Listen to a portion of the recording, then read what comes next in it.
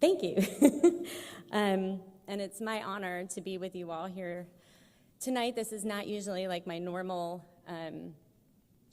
gig at Temple, so this is a little bit different. In law school at Villanova University, I participated in the Clinic for Asylum, Refugee, Immigrant Services, or CARES. I was in the first class of that clinic, and 22 years later, it is still a vital part of the school's clinic offerings. Through CARES, 2 of my classmates represented a woman who fled the Democratic Republic of Congo after her journalist husband was kidnapped. During the attack on her home and village, she and all but 1 of her 10 children were separated from each other. The attack and its aftermath were horrifying. Our client made it to the United States through the assistance of the Catholic Church and a lot of luck. And even more lucky, she was granted asylum after a hearing in immigration court. And later, she was able to reconnect with several of her children in the United States. I still get goosebumps. I actually have them right now. When I think about how my classmates helped change that woman's life forever by providing a way for her to settle in the United States in safety. For the past 15 years, I have worked full-time as an immigration attorney, helping people from all over the world make their dreams of living in the United States a reality. I remain forever committed to the ideal of the United States as a nation of immigrants, as a place where we welcome those from other lands who come here to make a better life the same way that our forebears did. The events of recent weeks and months have highlighted the plight of those who must flee their homes in the face of violence, abuse, and dictatorship.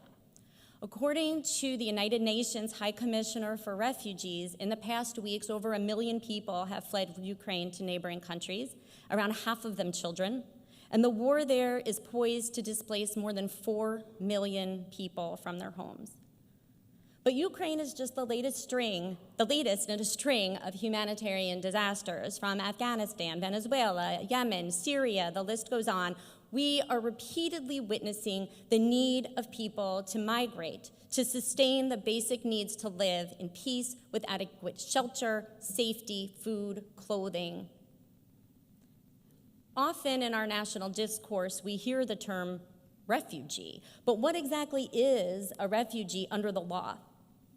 A refugee, by definition, is a person who has been forced to flee their home country due to persecution because of their race, religion, nationality, political opinion, or membership in a particular social group. A refugee is given protection by another country's government or by the UN High Commissioner for Refugees, or often both.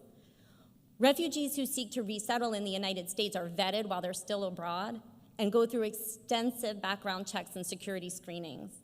And they are only permitted to enter the United States once all of those screenings are complete, and they can take a really long time, often 18 to 24 months or longer. While this is not the only pathway for people to come to the United States for any reason, because this is Refugee Shabbat, I'm going to focus on refugees tonight. The Hebrew Immigrant Aid Society, HIAS, provides us with some interesting statistics regarding the worldwide refugee situation. Some might call it a crisis. According to HIAS, there are an estimated 26.6 million refugees worldwide. That is a staggering number. Prior to the conflict in Ukraine, 85% of those refugees came from just 5 countries: Syria, Venezuela, Afghanistan, South Sudan, and Myanmar, Burma. It might surprise you to know that Turkey is the country that currently hosts the most refugees in the world, with an estimated 3.7 million refugees living within their borders. The United States used to lead the world in refugee resettlement. In fact, our country enacted the first refugee legislation in the world in the aftermath of World War II and provided refuge to about 650,000 people from Europe during those years. Over the past 5 years or so, the United States drastically decreased the number of refugees we would allow to resettle here, and our actions rippled through the world, leading to an overall decrease in refugee resettlement. Yes, You heard that correctly. As with many other immigration pathways, the United States puts a limit or cap on the number of refugees we will accept annually. Over time, the U.S. has resettled approximately 85,000 refugees annually. But for the past few years, those numbers have plummeted. In fiscal year 2020, the United States admitted a grand total of 11,814 refugees. In fiscal year 2021, we resettled fewer, only 11,411 refugees. For fiscal year 2022, which actually started in October 2021, the U.S. set an annual refugee cap of 125,000 to much fanfare. But as of the end of January, 4 months into the fiscal year, our country has admitted only 3,268 refugees and probably won't come close to even hitting that cap this year. I find it hard to throw around statistics like this because it makes it easy to forget that each of these numbers represents a person who probably experienced some sort of major trauma. When the need is so great, I would hope that we can all agree that the United States can and should do more to help the most vulnerable. Welcoming refugees is a Jewish value. In the Torah, we are told 36 times to care for or welcome the stranger. 36 times. That's a lot of ink devoted to the concept of helping people we don't know. Usually, at this point in our Torah, we tie a lesson to the week's Torah portion, but this week's portion, Pekudei, is the end of the book of Exodus, and the portion itself doesn't really lend a lot to our discussion.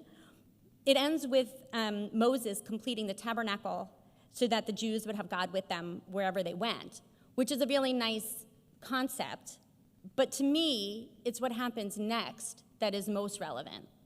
After the Exodus, the Jews began their long trek, wandering through the wilderness for years and years. Much like today's refugees, the Israelites did not know which stop would be their last. Would they have enough to eat? Would they have appropriate shelter? How would they survive? There was no one to take them in and give them safe haven. It must have been scary and stressful not to know what was in store. But the Jewish basis for welcoming refugees goes way beyond the Torah. Jews have found themselves fleeing oppression more than once, as we all know.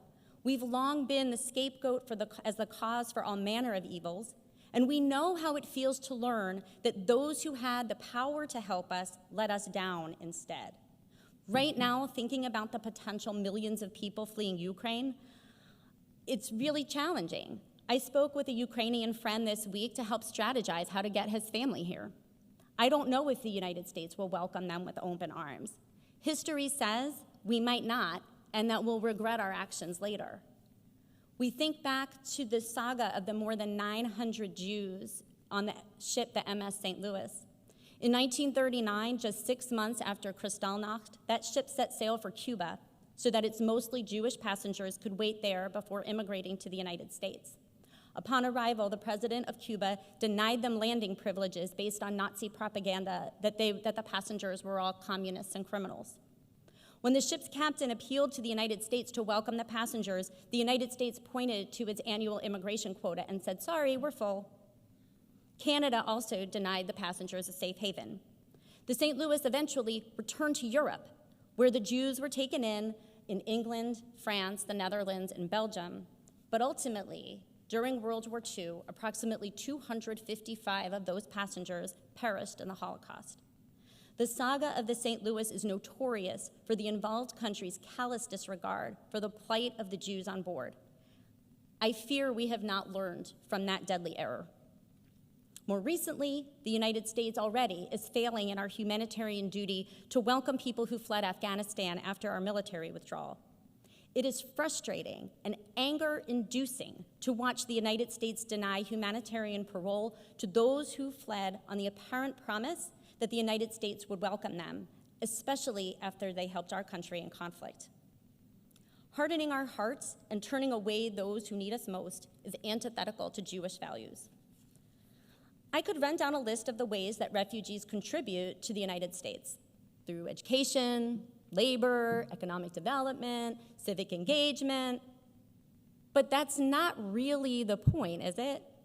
Welcoming refugees to our shores, caring for the stranger, is quite simply the right thing to do for people who have endured horrors in their homelands that most of us would not want to imagine. On this Refugee Shabbat, I will leave you with words from the song More Love by Billy Jonas, which Happy was singing at the beginning of the service. I sang it in this sanctuary a few years ago for my son Seth's bar mitzvah, and one of its verses is particularly relevant. I remember when we had to leave our home, middle of the night, running scared. We were so alone, but we were grateful for the little that we had, cherishing the gifts and the care from every helping hand. Over time, we came to see there's a simple path to true prosperity. Did you put more love in the world today?